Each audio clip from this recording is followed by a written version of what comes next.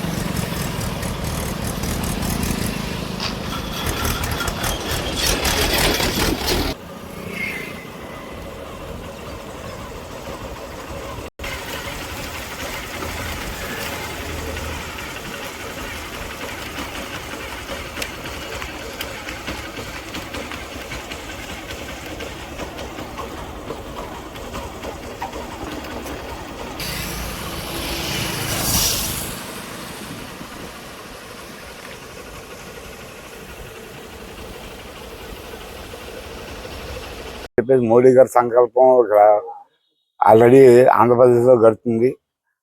ఆంధ్రప్రదేశ్లో సీఎం గారు నారా చంద్రబాబు నాయుడు గారు ఆధ్వర్యంలో ఇదంతా చక్కగా జరుగుతుందని చెప్పేసి మేమంతా ఆనందించే టైంలో మచిలీపట్నంలో స్వచ్ఛ భారత్ ఉందా లేదా అనేది అర్థం కాని పరిస్థితి అయిపోయింది. ఇక్కడ ఉన్న ఈ వెహికల్ ద్వారా అసలు మామూలుగా కాకుండా ఎంతో నీట్గా ప్రతి వార్డు చక్కగా ఇదవుతుంది. దానికి ఇవాళ రోజున కమిషనర్ గారు బిల్లు వేయలేదని చెప్పి మా కంపెనీ ఏదైతే ఉందో స్వయంభూ ట్రాన్స్పోర్ట్ కంపెనీ, ఆ కంపెనీ వాళ్ళు ఆయిల్ కొట్టేయడం మానేసి పక్కన పెట్టారు.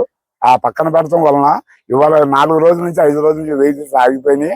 ఆగిపోయాక ఇవాళ ప్రతి వార్డులో చూడండి, ఎక్కడ చూసినా డంపులు, ఎక్కడ చూసినా చెత్త.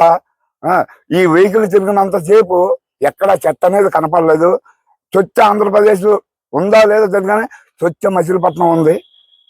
మా మంత్రి గారి హయాంలో కానీ, మా సీఎం గారి హయాంలో కానీ, మోడీ గారి సంకల్పం కానీ ఏదైనా కానీ సూపర్గా ఉంది.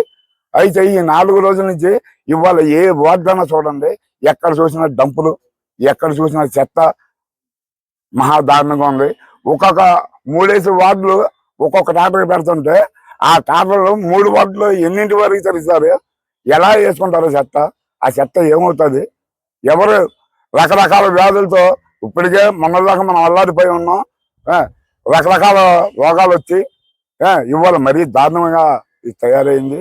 దీని గురించి మంత్రి గారు, సీఎం గారు, మెయిన్గా మన మున్సిపాలిటీ కమిషనర్ గారు వీళ్ళందరూ పట్టించుకొని దీన్ని కొలిక్కి తీసుకొస్తే కానీ మచిలీపట్నం స్వచ్ఛ మచిలీపట్నంగా ఉంటుందని చెప్పి మేము కోరుకుంటున్నాం.